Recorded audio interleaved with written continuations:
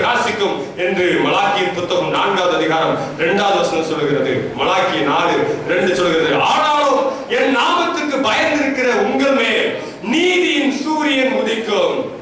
எவ்வளவு அருமையான ஒரு வசனம். என் நாமத்துக்கு பயந்திருக்கிற உங்கள் மேல் நீதியின் சூரியன் உதிக்கும், அதன் செட்டையின் கீழ் ஆரோக்கியம் இருக்கும், நீங்கள் வெளியே புறப்பட்டு போய் கொழுத்த கன்று குட்டிகளை போல் வளர்வீர்கள். ஒரு அருமையான ஒரு ஆசீர்வாதத்தை இங்க ஆண்டவர் வைத்திருக்கிறார். தேவனுடைய நாமத்துக்கு பயந்திருக்கிறவர்களுக்கு முதல்ல என்னன்னா, நீதியின் சூரியன் உதிக்கும். எங்கே வெளிச்சம் இல்லையோ அங்கு வளர்ச்சி இல்லை. வெளிச்சம் இல்லாவிட்டால் நம்முடைய வாழ்க்கையில விருத்தியும் இல்லை. வெளிச்சம் இல்லாத இடத்துல சுத்தமும் இல்லை. ஆகத்தான் ஆண்டவர் நீதியின் சூரியன் மீது நம்மை வந்து வழிநடத்த விரும்புகிறார். கர்த்தருக்கு பயப்படுகிறபடினால நீதியின் சூரியன் உதிக்கவும் அதில் ஆரோக்கியம் உண்டாயிருக்கும். ஆண்டவருக்கு நல்லா தெரியும், உலகத்தை வந்து ஆரோக்கியப்படுத்துவதற்கு முதல்ல ஆண்டவர் ஒரு வெளிச்சத்தை உண்டு பண்ணினார். வெளிச்சம் வந்தால்தான் நம்முடைய வாழ்க்கையில் எங்கே இருள் இருக்கிறது, எங்கே தவறு இருக்கிறது, எங்கே தப்பு இருக்கிறது, எந்த இடத்துல நான் என்னை சரி செய்து கொள்ள வேண்டும் என்று நான் அறிந்து கொள்ள முடியும். ஆண்டவர் சொல்றது, அவருக்கு பயந்தார், பரிசுத்த ஓய்வு நாளை ஆசரித்தார்.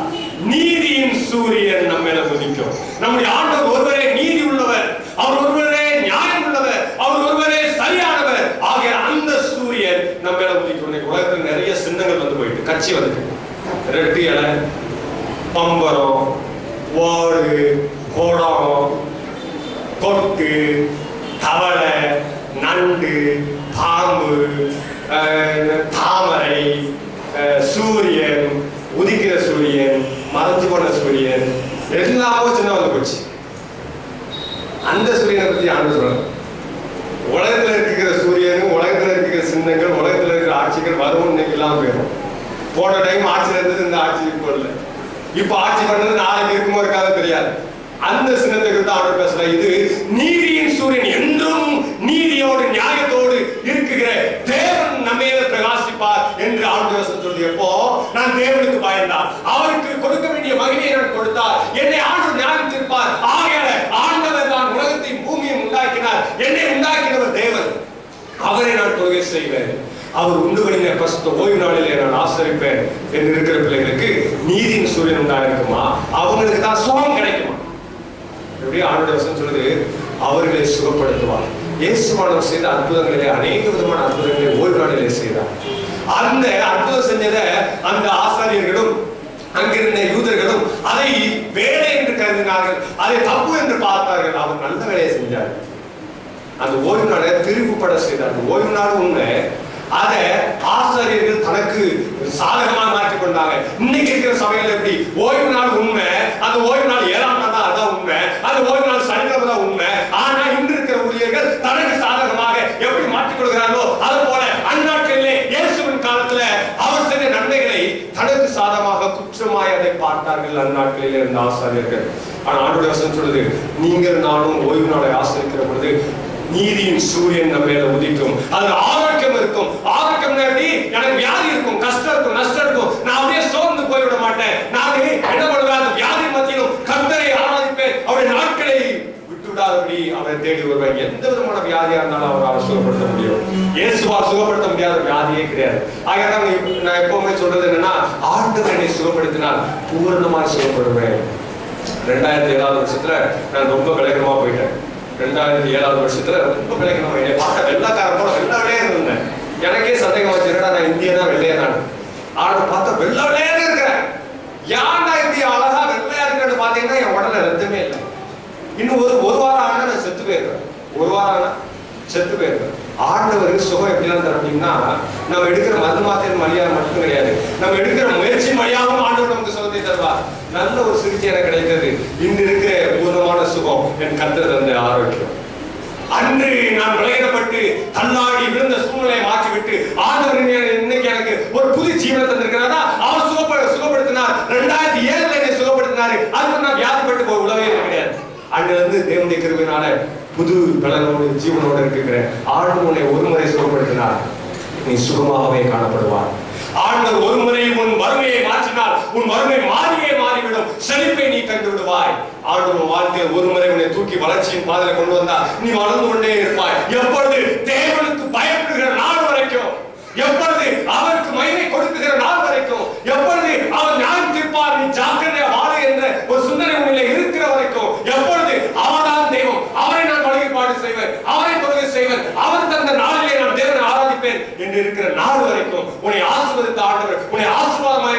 வைத்திருப்பார். உன்னை சுகப்படுத்தின ஆண்டவர் உனக்கு சுகமாகவே வைத்திருப்பார்.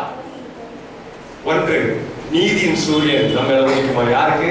தெய்வத்துக்கு பயந்தால், கர்த்தருக்கு பயந்தால் நீதியின் சூரியன் நம்ம உதிக்கும். அதுல சுகம் உண்டாயிருக்கும். மருத்துவர்கள் சுகப்படுத்த முடியாத ஒரு சுகத்தை ஆண்டவர் நமக்கு தருவார். இரண்டாவது, அவரு நமக்கு நீதி நியாயத்தை செய்வார். இன்னைக்கு நீங்க சொல்லலாம், எங்க சர்ச்சுக்கு நான் போறேன், எங்களை யாருமே கண்டுக்கிறது கிடையாது, எங்க குடும்பத்தை நான் பேச்சே எடுக்கூடாது, எனக்கு நீதியே கிடைக்காது, நியாயமே கிடைக்காது. சர்ச்சில் 10 பேர் இருக்காங்க, அவங்க 10 பேர் ஒண்ணு செஞ்சிருவாங்க, என்னைய வந்து அப்படியே ஒதுக்கிடுவாங்க. இன்னைக்கு சில நேரத்துல நீ செஞ்சது தப்பே கிடையாது, ஆனா தப்பாவுடைய பாக்குறாங்களா? உனக்கு சமுதாயத்துல நீதி கிடைக்கலையா, நியாயம் கிடைக்கலையா, கவலைப்பட வேண்டாம். ஆண்டவர் சொன்னாரு, நீ பயந்திருந்தா, கர்த்தருக்கு பயந்திருந்தா, தெய்வத்துக்கு பயந்திருந்தா, அவர் உனக்கு நீதியையும் நியாயத்தையும் கட்டாயம் செய்வார். ஆக நீங்கள் நான் சோர்ந்து போகிறார். உண்மையுள்ள நீதியுள்ள நியாயாதிபதியாக இயேசுவான இந்த உலகத்தில் வாழ்ந்தபோது அவருக்கு நீதி கிடைக்கவில்லை, அவருக்கு அநீதி தான் கிடைத்தது.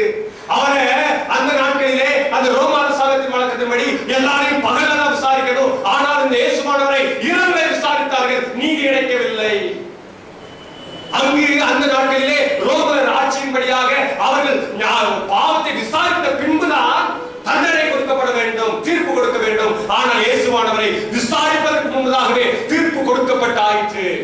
அவர் விசாரிக்கவே இல்லை, தூக்கில போடணும்னு தீர்மானம் பண்ணாங்க. அந்த ரோமருடைய ஆட்சியின் பலத்தின்படியாக ஒருவர் குற்றவாளி என்றால் அவனுக்காக பரிந்து பேசுவதற்கு ஒருவர் உண்டு, லாயர். ஆனால் இயேசுவானவருக்கு யாருமே பேச அனுமதிக்கப்படவில்லை. அவருக்கே நீதி கிடைக்கல, நியாயம் கிடைக்கல. அவர் நீதி உள்ள நியாயம். ஆகையால் இந்த கர்த்தராகிய தேவனுக்கு பயந்திருக்கிற ஒரு பிள்ளைக்கு, ஓய்வு நாளை ஆசரிக்கிற ஒரு பிள்ளைக்கு ஆண்டவர் சொல்றாரு, நீதியின் சூரியன் உன் மேல உதிக்கும், உனக்கு ஆரோக்கியம் உண்டாயிருக்கும், அது மட்டும் இல்ல உனக்கு நீதி கிடைக்கும் என்று ஆண்டவருடைய வசனம் சொல்கிறது. நீங்கள் நானும் போக வேண்டிய ஒரு நபர் கேட்டீங்கன்னா ஆண்டவர்கிட்ட போகணும். ஆண்டவரே, என்னை விசாரியும், என்னை விசாரியும். மூன்றாவது ஒரு ஆசீர்வாதம், இந்த நீதியின் சூரியன் உதிக்கிற ஒரு ஆசீர்வாதம் என்ன இருக்கீங்கன்னா, அவங்க வந்து கொழுத்த கன்றுக்குட்டி போல இருப்பாங்க, துள்ளி குதிச்சு ஓடுவாங்க. எத்தனை பேர் ஆட்டுக்குட்டி பார்த்திருக்கீங்க? ஆட்டுக்குட்டி, குட்டி ஆடுகளை பார்த்திருக்கீங்களா? அந்த குட்டி ஆடு எப்படி போகும்? பெரிய ஆடு இருக்குது, குட்டி ஆடு இருக்கு. பெரிய ஆடு பெரிய வயிறு வச்சுட்டு அப்படியே நடந்து போகும். நம்ம போற பார்த்தீங்களா, சொன்னது எனக்கு என்ன போகும், பெரிய வச்சு எதையும் பார்க்க மாட்டோம், அப்படியே நடந்து போகும். என்னையா இங்க போனா பிரச்சனை, இங்க போனா பிரச்சனை, புள்ள பிரச்சனை, வீட்டு பிரச்சனை, ஆரோக்கிய பிரச்சனை, எல்லா இடமும் பிரச்சனையா இருக்குதுயா. எப்படி நான் நேரம் பாருங்க, கீழே போட்டு தள்ளாடி போறேன். 50 வயசு ஆயிருக்கு, 50 வயசுல 80 வயசு போல இருக்கேன், எல்லாம் அவுட்டு. 40 வயசுல அவன் பண்ண அவுட்டு, நல்லா கருப்பா இருக்க முடியலாம், வெள்ளையா போச்சு. பிரச்சனை மேல பிரச்சனை. இந்த குட்டி ஆடு அப்படி கிடையாது. குட்டி ஆடுக்கு ஒரு ஆசை, ஒரு பயமும் கிடையாது. இந்த குட்டி ஆடு பெரிய ஆடு போல நடக்காது, அது துள்ளி துள்ளி ஓடும். பாத்தீங்கன்னா குட்டி ஆடோட துள்ளி குச்சி அப்படியே ஓடும். பார்க்கறதுக்கு ஆச்சரியமா இருக்கு. ஆண்டவர் சொல்றது, கர்த்தருக்கு பயந்தால் நீ கொழுத்த கன்று குட்டி போல துள்ளி குதிச்சு ஓடுவேன். அப்படின்னா விடைகள் வந்துட்டு ஆக நான் கோயில் வரலையா அப்படின்னு கிடையாது. நான் கோயில் உட்கார கால் வீங்குது, ஆக நான் கோயில் வரல, வீட்டுக்கே போயிருந்தேன் அப்படின்னு கிடையாது. என் கால் வீங்கினாலும் பரவாயில்ல, வீங்காம போனாலும் பரவாயில்ல, நான் துள்ளி குதிச்சு என் ஆளுடைய வீட்டுல வந்து அமர்ந்திருப்பேன் என்று துள்ளி குதிச்சு ஓடியாருவாங்க. யாரு? கர்த்தருக்கு பயப்படுகிற பிள்ளைகள், அவரை மகிமைப்படுத்துகிற பிள்ளைகள், அவர் நியாயம் தீர்ப்பார் என்று யோசிக்கிற பிள்ளைகள். ஆண்டவர் தான் தெய்வம், அவர் தான் ஓய்வு நாளை உண்டாக்கினார், அந்நாளிலே தான் நான் அவரை ஆராதிக்க வேண்டும், அதுதான் அது ஆசீர்வாதமான நாள் என்று யோசித்து வருகிற பிள்ளைகள் துள்ளி குதிச்சு ஓடுவாங்க. வியாபாரம் பண்ணுகிற இடத்துல நஷ்டம் உண்டாயிருக்கலாம், அவங்க நஷ்டத்துல சோர்ந்து போக மாட்டாங்க, துள்ளி குதிச்சு ஓடுவாங்க. என் ஆண்டவர் இந்த நஷ்டத்தை கண்டால் அதை மறுபடியும் வளர செய்வார். உலர்ந்து போன காஞ்சி போன எலும்புக்கு மறுபடியும் சதையை தந்து ஜீவனை தருவதற்கு முடியுமேயானால் என் ஆண்டவர் உலர்ந்து போன என் வாழ்க்கையிலும் செழிப்பான சூழ்நிலை கொண்டு வருவார் என்று துள்ளி குதிச்சு ஓடுவாங்க. யாரு? கர்த்தருக்கு பயப்படுகிற பிள்ளைகள், ஓய்வு நாளை ஆசரிக்கிற பிள்ளைகள். குடும்பத்துல மனைவி பிரச்சனை பேசிட்டே இருக்கா, புருஷன் பிரச்சனை குடிச்சிட்டு வந்து அடிக்கான். இந்த மத்தியில எப்படியா பாட்டு பாடுறது, எப்படியா ஜோக் பண்றது? என்ன பிரச்சனை உன் மனைவி உனக்கு தந்தாலும், என்ன பிரச்சனை உன் புருஷன் உனக்கு தந்தாலும் சரி, நீ கர்த்தருக்கு பயப்படுகிற பிள்ளையா இருந்தா அதெல்லாம் விட்டு துள்ளி குதிச்சு ஓடுவேன். கர்த்தர் எனக்கு பெற. ஒரு பிரச்சனையும் உங்களை சோர்வு அடைய செய்யாது, ஒரு பிரச்சனையும் உங்களை அங்கேயே வச்சு விடாது. கிறிஸ்தவ வாழ்க்கை முன்னேறி செல்கிற வாழ்க்கை, அப்படியே நின்று கொண்டு இருக்கிற வாழ்க்கை கிடையாது. ஒருவரும் நம்முடைய பிள்ளைகள் குழந்தையா இருக்கிறாங்க, 1.5 வயசு அழகா இருக்குது, பேபி சூப்பரா இருக்குது, 2 வயசு நல்லா அழகா இருக்குது, என் பிள்ளை இப்ப 2 வயசுல அழகா இருக்குது, இப்படியே அப்படின்னு சொல்லி யோசிக்குமா? 30 வருஷமும் என் பிள்ளை 2 வயசுலயே இருக்கட்டும் அழகா செஞ்சுக்கிட்டு இருக்குது யோசிக்குமா? கிடையாது. வளர்ச்சி அது போல ஆண்டவர் நம்ம வாழ்க்கையில பிரச்சனை வந்தோடனே உட்கார்ந்து ஆண்டவர் இல்லை. அதெல்லாம் மீறி வளரணும். நீ உன் வாழ்க்கையில வளர்ச்சியை காண வேண்டும். எல்லாம் எதுக்கு சொன்னது? இந்த பிரச்சனையை நமக்கு அனுமதிக்கிறார் ஆண்டவர். நம்மளால அதை சந்திக்க முடியும், அந்த சூழ்நிலை வாழ முடியும், நமக்கு பலன் இருக்கிறது என்று கர்த்தருக்கு தெரியும். ஆனால் ஆண்டவர் சொல்றது ஒருவனுடைய திராணிக்கு மிஞ்சி அவர் சோதிப்பது கிடையாது. ஒரு சோதனை வருது, ஒரு குடும்பத்துல பிரச்சனை வருதுன்னா ஆண்டவருக்கு தெரியும் இவனுக்கு அந்த சூழ்நிலை வந்து அவனால தாங்க முடியும். ஆகதான் சவால் விட்டு பார்த்தாரு. என் பக்தன் யோக வேணா நீங்க போய் பாருறாரு, மீட் பண்ணி பாருங்க. அவர் சொன்னார் பாருங்க எவ்வளவு அழகான. இன்னைக்கு நம்மளாம் நிறைய காசு வந்து சிரிக்கும், புருஷனுக்கு நிறைய காசு நல்ல வேலை வந்து சிரிக்கும். வேலையை விட்டு தூக்கிட்டாங்கன்னா அந்த சிரிச்ச மூணு மாதிரி. இந்த சனியை கல்யாணம் பண்ணி நான் என்ன பாருங்க, இன்ஜினியர் வந்தாங்க, டாக்டர் வந்தாங்க, அவங்களுக்கெல்லாம் நான் மாட்டேன்னு சொல்லி போய் இவருக்கு தலையாட்டினேன். முதல் 2 வருஷம் நல்லா வேலை இருந்துச்சு, காசு வந்துச்சு. இப்போ வேலை கிடைக்க மாட்டேங்குது, ஒன்றும் கிடைக்க மாட்டேங்குது. இவரை கல்யாணம் கிடையாது, அவரை கல்யாணம் பண்ணிக்கலாம் அப்படி யோசிக்க பார்த்தீங்களா? அப்படி கிடையாது. எனக்கு அந்த பிள்ளைய எந்த சூழ்நிலையா இருந்தாலும் சரி துள்ளி குதிச்சு போகணும். வருவா இருந்தாலும் சரி, வருவா இல்லாட்டியும் சரி, கர்த்தருக்கு பயப்படுகிற பிள்ளைகள் சோர்வடைய மாட்டாங்க. யோபு பக்தனை பார்த்தான்னு சொன்னார், போ தொட்டு பாருங்க. சாத்தா சொன்னா, ஆண்டவரே நீ அவனுக்கு நல்ல பாதுகாப்பு தந்திருக்கிறாரு, அவனுக்கு எல்லா ஆசீர்வாதம் தந்திருக்கிறாரு, ஆகாதான் அவங்க இருக்க பிடிச்சிருக்கான், போய் டச் பண்ணி பாருங்க, அவனை போய் டச் பண்ணி பாரு. எல்லாமும் டச் பண்ணி பார்த்தாரு. எப்படி யோபு பக்தனுக்கு எல்லாம் எடுக்கப்பட்டது, தன்னுடைய ஆடு மாடு மந்தைகள் சொத்து சுகமெல்லாம் போச்சு, மோதாடி வேலை போச்சு. இன்னைக்குடைய நடைமுறைகளை சொல்லணும், வேலை போச்சு, பேங்க் பேலன்ஸ் போச்சு. அதுக்கப்புறம் தனக்கு சந்தோஷம் என்று சொல்லப்படுகிற பிள்ளைகள் அவனுக்கு வாரிசே இல்லாம போச்சு. ஒரு பிள்ளையை சாக கொடுத்தாவே ஊரெல்லாம் தப்பா பேசும். ஒரு மகன் இருக்கிறான், அந்த ஒரு மகனை இழக்க கொடுத்தோம்னா வாழ்க்கையே சுதந்திர வம்சமே இல்லாத போயிடும், பிள்ளைகள் எல்லாம் போச்சு. அப்படிப்பட்ட யோபு எப்படி இருந்தார்? அவருடைய உடல் மட்டும்தான் இருந்துச்சு, அதையும் ஆண்டவர் அனுமதிச்சார். வியாதிப்பட்டார். தலைவலி வந்த உடனே ரொம்ப நாள் ஆண்டவரே, மற்றவங்களாம் சில அப்படியே சாட்சி சொல்லுவாங்க, கோயில நான் சாட்சி கேட்பேன். அங்கே இந்த கோயிலுக்கு போனதுனால சாட்சி சொல்றேன்னா வந்து எங்க என் புருஷன் செத்து போயிட்டான், அவர் இப்படி யார் இப்படி செத்து போயிட்டாரு, மற்றவங்க புருஷன்லாம் இருக்கும்போது என் புருஷன் செத்து போயிட்டாருப்பாங்க. எப்படி மற்றவங்கள்ட்டலாம் உயிரோட இருக்காங்க, என் புருஷன் மட்டும் செத்து போயிட்டாங்க. பிள்ளைகளுக்கு தெரியல, சாட்சி சொல்ல தெரியல. இந்த அம்மா என்ன சொல்றது, உன் புருஷன் செத்தா பரவாயில்லையே, என் புருஷன் செத்துருக்க கூடாது. அதான் அர்த்தம். சாட்சி சொல்றோம். சின்ன தலைவலி வந்தோடனே சபிக்க ஆரம்பிச்சோம். கொஞ்ச நாள் வியாதிப்பட்டதோட ஆண்டவரே நீங்க இருக்கிறீரா, எங்கேயா இருக்கிறாரு, யார் எனக்கு இந்த கஷ்டம், கொஸ்டின் பண்றோம், எங்கேயா இருக்கிறாரு, யார் எனக்கு இந்த கஷ்டம், யார் எனக்கு இந்த கஷ்டத்தை தந்தாரு. மற்றவங்களாம் சிலையை கும்பிடுறான், மற்றவங்களாம் வந்து பிள்ளை சொல்லி பண்றான், மற்றவங்களாம் உண்மை இல்லாம இருக்கான், அவன் கோயிலுக்கு போறது கிடையாது, தசும்பா கொடுக்கறது இல்ல, நான் எல்லாம் கரெக்டா செய்யறேன், பழிவாசிக்கிறேன், ஜோம் பண்றேன், கோயிலுக்கு போறேன், காணிக்கை தர்றேன், இதெல்லாம் செஞ்சு ஏன் எனக்கு இதை பண்றாரு, நீ இருக்கிறீரா என்று ஒரு கேள்வி கேட்போமே. யோபு பக்தனுக்கு சொத்து சுகம் எல்லாம் போச்சு, பிள்ளைகள் எல்லாம் போச்சு, உடலும் பாதிக்கப்பட்டது. அவன் நாவை திறவாக இருந்தான். தனக்கு பிரியமான மனைவி, எனக்கு அருமையான ஆண்களே, நீங்க நல்லா சம்பாதிக்கிற வரைக்கும் உங்க மனைவி நல்லா சிரிக்கும். சம்பாதி எல்லாம் விட்டா சிரிக்கிற முகம் முறைக்கும். ஆகையால நீங்க ரொம்ப ஜாக்கிரதையா இருக்கும். காசு நிறைய இருக்கும்போது நல்லா சாப்பிச்சுமா நாளை குறித்து யோசிக்கணும்னு ஆண்டு யோசனை சொல்லுது. எப்படி எருமை போய் பாருங்கன்னு சொல்லுது, ஜானமா இருக்கணும். நீ யோபு பக்தனுக்கு அப்படிதான் ஒரு மனைவி. நம்ம சபையில எல்லாரும் நல்ல மனைவி மாறுங்க, எல்லா கடனும் வந்து சந்தோஷமா புருஷனோட இருப்பேன்னு நான் விசுவாசிக்கிறேன். வாழ்ந்தாலும் தாழ்ந்தாலும் யோபு மனைவி போல இல்லாதபடி யோபை போன்ற ஒரு குணாதிசயத்தை நீங்கள் தான் உடையவர்களா இருக்க வேண்டும். யோபு மனைவி வந்து சொன்னா, என்னையா ஏப்ப மதன் யார் தெய்வம் இருக்கிற, என்னதான் நீ அனுபவிச்ச, ஒரேயா சபிச்சுட்டு இவனுக்கு ஒரு சந்தோஷம். நீ சாதே சாகாத, நான் கேட்கணும், உன் ஆண்டவர் நீ சபிக்கிறத நான் கேட்கணும், ஆக நீ சபிச்சுட்டு செத்துப்போ அப்படின்னு சொல்றேன். அவர் அப்ப சொல்றாரு, என்னடியும் பேசுறேன், என்னடி பேசுறேன், கூரை வீட்டுல இருந்தோமே ஆண்டவர் நல்ல வேலை இருந்திருக்காரு, எங்கேயோ அட்ரஸ் எல்லாம் இருந்தோமே ஆண்டவர் நல்லா உயர்த்தி வச்சிருக்கிறாரு, ஆண்டவர் தந்தாரு, ஆண்டவர் எடுத்தாரு, அவருடைய நாமத்துக்கு ஸ்தோத்திரம் என்று சொல்லுகிறான் யோபு பக்தன். அதை போன்று நீங்க நான் சொல்ல முடியுமா? துள்ளி குதிச்சு ஓடுவார்கள். எந்த பிரச்சனையும் அவர்களை அங்கே வைத்து விடாது. கர்த்தரை நேசிக்கிற, தேவனுக்கு பயப்படுகிற, அவருக்கு மகிமை கொடுக்குகிற, அவருடைய நியாயத்தை ஞாபகத்தில் வைத்திருக்கிற, அவரே துணை செய்கிற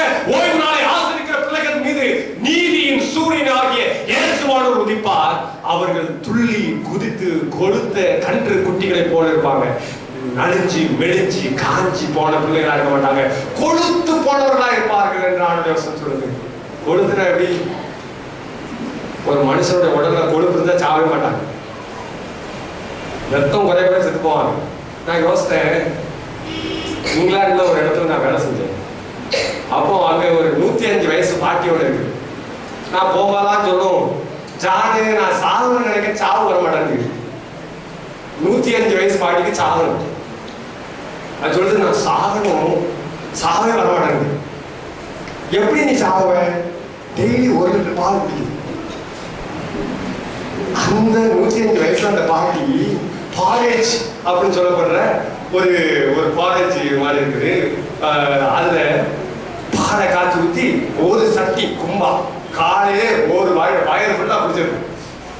கொழுப்பு நல்லா சாப்பிட்டு அந்த நேரத்தில் பாலையும் சாப்பிடுறது. நான் யோசித்தேன், நீ ஒரு சட்டி பாலை குடிச்சா எப்படிமா சாவ? சாப்பிட கொழுத்த கண்டு குட்டி போன சாப்பிடாம இருக்க செத்து போ. ஆண்டு பிள்ளை சொல்றாங்க, ஆண்டு பிள்ளைகள் தெய்வத்துக்கு பயந்து கொழுத்த கண்டு குட்டி போல இருப்பாங்க, ஆரோக்கியமா இருக்கும். அவங்க ஈஸியா சாக மாட்டாங்க. அவர்கள் எந்த பிரச்சனையும் சரி, எந்த கஷ்டம் சரி, துள்ளி குதித்து ஓடுவார்கள். ஒன்றும் அவர்களை நிற்க விடாது, ஒன்றும் அவர்களை சோர்வடைய செய்யாது, ஒன்றும் அவருடைய வளர்ச்சிக்கு தடையாக இருக்க முடியாது. இன்று இதை கேட்டுக்கொண்டிருக்க தேவ ஜனமே, ஏதாவது உன் வாழ்க்கையில நீ சோதிக்கப்பட்டு பாதிக்கப்பட்டிருக்கிறாயா? ஏதாவது சூழ்நிலையில ஐயா நான் இவன் செய்ய மாட்டேன், நான் ஆலயத்தில் உற்சாகமா இருந்தேன், இனிமே நான் உற்சாகமா இருக்க மாட்டேன், ஏன்னா எனக்கு அவங்க பிரச்சனை பண்றாங்க, இவங்க பிரச்சனை பண்றாங்க, அவங்க அப்படி பேசுறாங்க, இவங்க இப்படி பேசுறாங்க, யாரும் என்னை உற்சாகப்படுத்துறதுல, யாருமே உற்சாகப்படுத்தாவிட்டாலும் சரி, நீ கர்த்தருக்கு பயந்திருந்தால் உன் மேல ஆண்டவர் நீதியின் சூரியனை உதிக்க செய்வார். நீ கொடுத்த கண்டுபிடி போல் துள்ளி குதித்து ஓடுவார். கேட்டுக்கொண்டிருக்க தேவஜனமே, உங்களை யாராவது இந்த நாளில் ஆண்டவர் என் மேல உதிக்க வேண்டும், கர்த்தராகி ஆண்டவர் என் மேல உதிக்க வேண்டும், நீதியின் சூரியன் என் மேல உதிக்க வேண்டும், என் வாழ்க்கையில வளர்ச்சி உண்டாயிருக்க வேண்டும், எனக்கு ஆரோக்கியம் உண்டாயிருக்க வேண்டும், என் வாழ்க்கையில என்ன சோர்வு வந்தாலும் கஷ்டம் வந்தாலும் நஷ்டம் வந்தாலும் நான் நின்று விடாதபடி துள்ளி குதித்து ஓட வேண்டும் என்று உங்களிலே யாராவது இருப்பீர்களா? உங்களிலே யாராவது என் வாழ்க்கையில என்ன பிரச்சனை வந்தாலும் சரி, தீராத வியாதிகள், சோகமான சூழ்நிலைகள் என் வாழ்க்கையில வந்தாலும் சரி, நான் ஆண்டவரை விட மாட்டேன், நான் கர்த்தரை நோக்கி பார்ப்பேன் என்று நீங்க சொன்னார். இந்த நேரத்தில் நீங்க இருக்கிற இடத்துல, உட்கார்ந்துக்கிற இடத்துல உங்களை குறித்து ஆராய்ந்து எனக்கு பாருங்க. நம்முடைய கண்களை நோக்கி நம்ம ஆண்டவரை நோக்கி நம்ம பார்ப்போம்.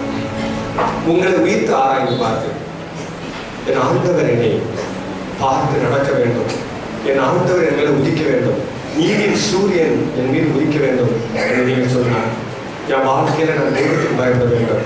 கர்த்தர் உம்முடைய வெளிச்சத்தை எனக்கு தாரும், உம்முடைய வார்த்தை எனக்கு தாரும் என்று நீங்கள் சொன்னார். உங்களை உயிர்த்து ஆராய்ந்து பார்த்து ஆண்டோட பேசுங்க. காரிருளில் என்னை சதீபமே நடத்துமே, வேர் ஒளியில் வீடும் தூரமே நடத்துமே, நீர் தங்கின் தூர காட்சியாசியே ஓராடி மாட்டும் என் முன் காட்டுமே. தெய்வத்துக்கு பயப்படாது நம்முடைய வாழ்க்கையில வாழ்ந்திருப்பதே ஆனால், கர்த்தருக்கு மகிமை கொடுக்காமல் நாம் வாழ்ந்திருப்பதே ஆனால், அவர் என்னை நியாயம் விசாரிப்பார் என்ற பயமில்லாத பாவத்தில் வாழ்ந்திருந்தார். என் இஷ்டபாடி நடந்தேன் ஐயோ முன்னாளிலே, ஓ தாசை தேடவில்லை போதோ நடத்துமே,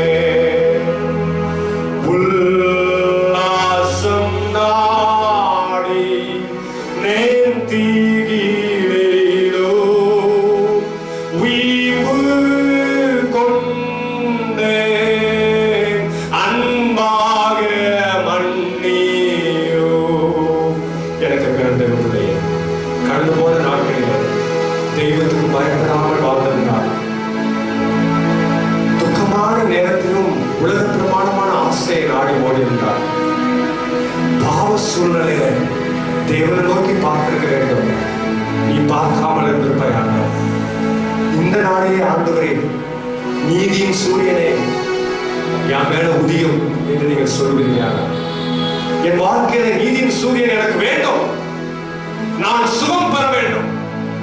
எந்த சூழ்நிலையிலும் துள்ளி குதித்து நான் ஓட வேண்டும். கொழுத்த கன்று குட்டி போல் நான் இருக்க வேண்டும் என்று நீங்க சொன்னாங்க. ஆண்டவருக்கு என் வாழ்க்கையை நான் அர்ப்பணிக்க விரும்புகிறேன் என்று நீங்க சொன்னாங்க.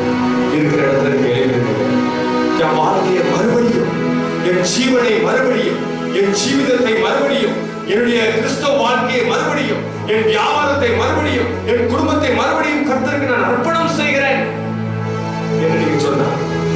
நீதியின் சூரியன் என் மேல உதிக்க வேண்டும். நான் சுகம் பெற வேண்டும். நான் சோர்வடைய கூடாது. துள்ளி குதித்து கொழுத்த கண்டுகுட்டி போல நான் இருக்க வேண்டும் என்று நீங்க சொன்னாங்க.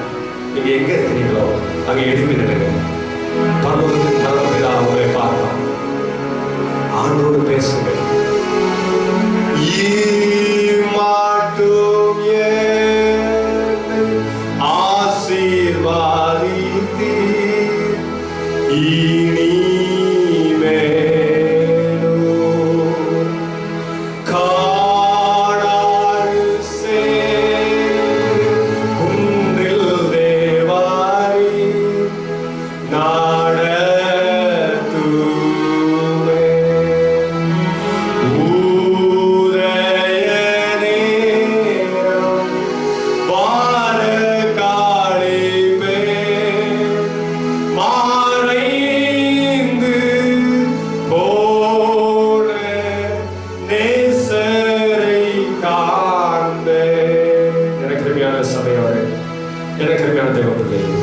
உங்களிலே யாராவது நான் ஆண்டவருக்கு என்னை அர்ப்பணிக்க விரும்புகிறேன், மறுபடியும் என் வாழ்க்கையை அர்ப்பணிக்க விரும்புகிறேன், ஆண்டவருக்கு பயப்பட நான் விரும்புகிறேன், அவருடைய நாளை நான் பரிசுத்தமாய் ஆசிரிக்க விரும்புகிறேன், என்னை உண்டாக்கினவர் என் தேவன், அவரையே நான் தொழுகை செய்வேன் என்று சொன்னார். நீங்க இருக்கிற இடத்துல அப்படியே எழுப்பிடுங்க. உங்கள் வாழ்க்கையை ஆண்டவருக்கு கலந்துகிறேன். என் வாழ்க்கையை நான் மறுபடியும் அர்ப்பணம் செய்ய விரும்புகிறேன். ஆண்டவர் என்னை ஆட்கொள்ளும் நீங்க சொன்னார். ஒவ்வொரு நாளும் ஆண்டவர் உங்களை வழிநடத்த வேண்டும்.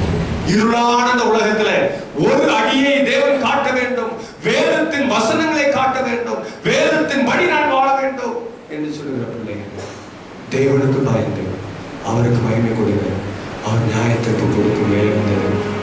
வானத்தையும் பூமியையும் சமுத்திரத்தையும் உண்டாக்கின கர்த்தரையே தொழுகை செய்யும். அந்த முதல் தூதரை, முத்தூது தூதரை வெளிப்படுத்தல் 14:6 என்ன செய்தா? 7ஆம் நாள் தான் ஓய்வு நாள், சனிக்கிழமை தான் ஓய்வு நாள். அந்த நாளில் தான் ஏதேன் தோட்டத்திலும் நம்முடைய முற்பிதாக்களும் இயேசுவானவரும் சீஷர்களும் அப்போஸ்தலர்களும் இந்நாட்களிலும் கர்த்தருக்கு பிரியமான பிள்ளைகள் ஓய்ந்திருக்கிறார்கள் என்ற செய்தியை உங்களுக்கும் எனக்கும் எச்சரிக்கின்றதாய் ஆண்டவர் தந்தார். அந்த புது செய்தியை கேட்கிற பிள்ளைகள் ஒவ்வொரு நாளும் என்னை தேவன் நடத்த வேண்டும் என்று நீங்கள் ஜெபத்திலே தரித்திருங்க. எங்களை நேசிக்க நல்ல பிதாவே, நன்மையான பரிசுத்த ஓய்வு நாளுக்காக நன்றி. இன்னொரு சாக்கியத்தை எங்களுக்கு தந்தீரே, உமக்கு நன்றி. ஆண்டார் நீர் எங்களோடு பேச விரும்பினீரே, அதற்காக நன்றி. நீர் எச்சரிப்பின் தூதை எங்களுக்கு தந்திருக்கிறேன். தூதரின் வழியாக நாட்களிலே பூமியில வாசம் பண்ணுகிற எல்லா ஜாதியார், எல்லா கோத்திரத்தார், எந்த தேசத்தை சார்ந்தவரா இருப்பினும், எந்த மதத்தை சார்ந்தவரா இருப்பினும், எல்லாரும் கேட்கும்படியாக தேவனுக்கு பயப்பட வேண்டும் என்ற உம்முடைய பயத்தை நீர் எங்களுக்கு எச்சரிப்பின் தூதில வைத்தீரே. உமக்கு நாங்கள் மகிமை கொடுக்க வேண்டும் என்ற செய்தியை எச்சரிப்பின் தூதில வைத்தீரே. உம்முடைய சமூகத்தில் நாங்கள் நியாயத்திற்கு நிற்கப்பட இருக்கிறோம் என்ற செய்தியை இந்த எச்சரிப்பின் தூதில வைத்தீரே. இந்த 3 செய்தியையும் ஓய்வு நாளை ஆசரிக்க வேண்டும். ஆகையால் தெய்வத்துக்கு பயந்தவர்கள் மட்டுமே ஓய்வு நாளை ஆசரிப்பார்கள். தெய்வத்துக்கு பயந்தவர்கள் மட்டுமே அந்த ஓய்வு நாளை மகிமைப்படுத்துவார்கள், தேவனை மகிமைப்படுத்துவார்கள். அவர்கள் மட்டுமே ஆண்டவர் நியாயத்திருப்பார். நான் கர்த்தருக்கு பிரியமான நாளில் ஓய்ந்திருக்க வேண்டும் என்ற செய்தியை அந்த செய்தியை வைத்திருக்கிறீர்கள். உமக்கு நன்றி. உமக்கு பயந்திருக்கிற பிள்ளைகள், கர்த்தருக்கு பயப்படுகிற பிள்ளைகள், பயந்து உம்முடைய செய்தியின்படி வாழ்கிற பிள்ளைகளுக்கு நீதியின் சூரியன் அவர்கள் மீது உதிக்கும் என்ற வார்த்தையின் வழியாக இருந்து கொண்டோம். அவர்களுக்கு சுகம் உண்டாயிருக்கும். அவர்கள் கொழுத்த கன்றுக்குட்டிகள் போல இருப்பார்கள் என்ற வசனத்தின் வழியாக பார்க்குமே. உமக்கு பயந்து உங்களுடைய வார்த்தையின்படி வாழ வேண்டும் என்று எழுப்பி நிற்கிற பிள்ளைகள், உங்களுடைய வார்த்தையின்படி நான் வாழ வேண்டும் என்று ஜெபிக்கிற இந்த நேரத்தில் தாமே இந்த பிள்ளைகளை நீ ஆசீர்வதிக்கும்படியாக ஜெபிக்கிறேன். இதை கேட்டுக்கொண்டிருக்கிற தேவ ஜனம், இதை கேட்டுக்கொண்டிருக்கிற சகோதரன் சகோதரி, ஆண்டவரே அவருடைய வாழ்க்கையில என்ன தடுமாற்றம், என்ன பிரச்சனை, என்ன குழப்பங்கள், என் ஆண்டவர் நீதியின் சூரியனாக அவர்கள் மீது உதித்து அவர்களுக்கு சுகத்தை உண்டு பண்ணும்படியாக, அவர்கள் கொழுத்த கன்றுக்குட்டிகளை போல வருகிற பிரச்சனையின் மத்தியில துள்ளி குதித்து ஓடி என் தேவனுக்கு பிரியமான ஒரு வாழ்க்கையில வாழ, தேவனுக்கு பிரியமான சத்தியத்தில் நிலைத்திருக்க கர்த்தர் உதவி செய்ய முடியாது ஜெபிக்கிறேன். இந்த நாளிலே ஜெபித்துக் கொண்டிருக்கிற ஒவ்வொரு ஆணையும் பெண்ணையும் நீ ஆசீர்வதியும். யாராவது சுகவீனமாய் விளைகரமாய் இருப்பார்கள், அவர்களையும் கர்த்தர் ஆசீர்வதிக்க முடியாது ஜெபிக்கிறோம். நீ வருகிற நாட்களிலே இவர் என்னுடைய ராஜா, இவருக்காக நாங்கள் காத்திருந்தோம். தேவனுடைய முத்திரையை தரிக்கப்பட்ட பிள்ளைகள் நிற்கிற அந்த ஆர்ப்பரிப்பின் கூட்டத்துல நாங்களும் நிற்பதற்கு ராஜாவே நீ சீக்கிரம் வா. நீ வருகிற நாட்களிலே உமக்கு பிரியமுள்ள ஒரு வாழ்க்கையில வாழ்கிற ஒரு பிள்ளைகளாக நாங்கள் காணப்பட, என் ஆண்டவர் எங்களுக்காக உண்டு பண்ணியிருக்கிற ராஜ்யத்துல நாங்கள் பிரவேசிக்க எங்களை தகுதிப்படுத்த முடியாது. இயேசுவின் மேன்மையான நாமத்தில் ஜெபிக்கிறோம். ஜெபம் கேளும் நல்ல பிதாவே, ஆமென். என் ஆத்மாவே கர்த்தரை ஸ்தோத்திரி, என் முழுவதுமே நாமத்தை ஸ்தோத்திரி, என் ஆத்மாவே கர்த்தரை ஸ்தோத்திரி, சகல மகன் வருவாரு. ஆமென். வலுவாதபடி கர்த்தர் உங்களை காப்பாராக. கர்த்தர் தமது திருமுகத்தை உங்கள் மீது பிரகாசிக்கப்படுவாராக. கர்த்தருக்கு பயந்து, தேவனுக்கு பயந்து அவரை மகிமைப்படுத்துங்க. அவர் நியாயத்திற்கு கொடுக்கும் வேலை வந்தது. வானத்தையும் பூமியையும் சமுத்திரத்தையும் நீரூற்றுகளையும் உண்டாக்கின ஓய்வு நாளுக்கும் ஆண்டவராயிருக்கிற கர்த்தரையே ஆராதியுங்கள், அவரை ஆர்ப்பரியுங்கள், அவரை அந்த நாளிலே தொழுகை செய்யுங்கள். அப்படி தொழுகை செய்கிற நாட்களிலே நீதியின் சூரியன் உங்கள் மீது பிரகாசிக்கும், உங்களுக்கு சுகம் உண்டாயிருக்கும். நீங்கள் கொடுத்த கன்றுக்குட்டிகள் போல துள்ளி குதித்து ஓடுவீர்கள். அப்படிப்பட்ட நாட்களுக்குள் கர்த்தர் உங்களை நடத்தும்படியாக, உங்களை கீழாக்காமல் தேவன் மேலாக்கும்படியாக, வாழாக்காமல் கர்த்தர் உங்களை தலையாக்கும்படியாக நம்முடைய கர்த்தராகிய இயேசு கிறிஸ்துவின் கிருபை, பிதாவாகிய தேவனுடைய பரிசுத்த ஆவியானுடைய அன்பும் ஐக்கியமும் சிநேகமும் வழிநடத்துகிறோம். நம் அனைவரோடும் விசுவாச பிள்ளைகளோடும் செய்தியை கேட்ட மகனோடும் மகளோடும் தேவ கிருபை இந்த நாளிலும் சதா காலங்களிலும் இருப்பதாக.